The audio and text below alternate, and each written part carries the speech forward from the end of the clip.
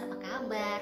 Mam, dalam video kali ini kita akan ngobrolin mengenai sinking fund ya. Nah, kira-kira sinking fund itu apa ya? Dan perlu tidak kita memiliki sinking fund? Ya, benar sekali. Kita memiliki berbagai macam cara untuk bisa mengelola keuangan dengan baik. Antara lain, kita diminta untuk bisa membedakan mana kebutuhan dan mana keinginan. Kemudian kita juga harus berusaha bagaimana sih supaya kita sukses menabung. Kemudian lagi kita juga harus berusaha memanage utang kita. Jangan sampai kita nggak bisa tidur karena dihantui oleh cicilan utang.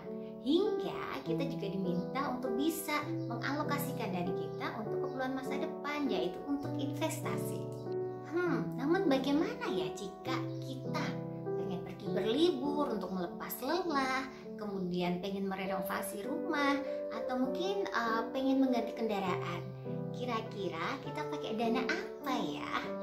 Apakah untuk merealisasikan rencana-rencana itu kita bisa menggunakan dana dadakan, atau mungkin kita ambil shortcut mengambil dana dari hasil berhutang?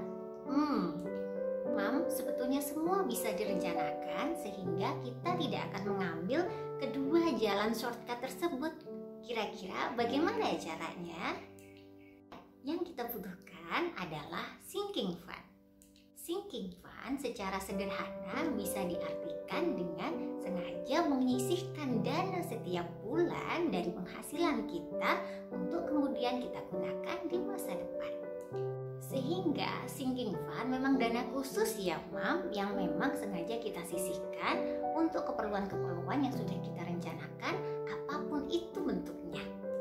Mam, sebetulnya tujuan kita membentuk sinking fund ini yaitu supaya kita tidak menggunakan pos emergency fund atau pos dana darurat. Karena seperti kita tahu, pos emergency fund atau dana darurat memang hanya digunakan pada saat kita mengalami keadaan atau kondisi yang benar-benar darurat, genting, ataupun dalam keadaan yang super mendesak.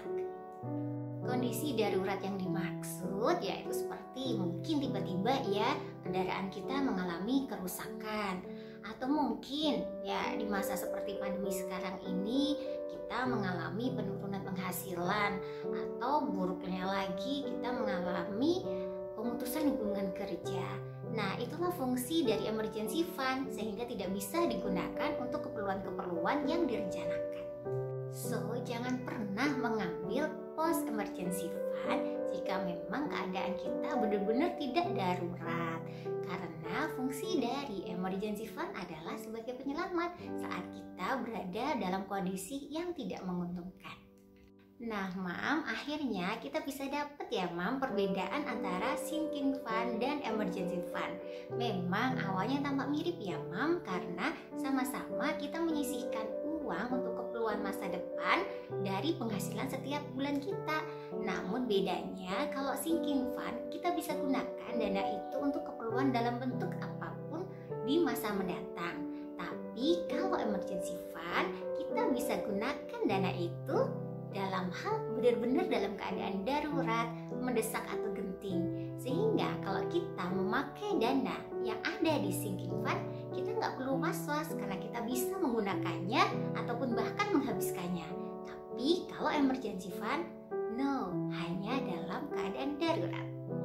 Oke Mam, itu dulu ya video dari saya dan kita akan jumpa lagi di video selanjutnya. Sampai jumpa.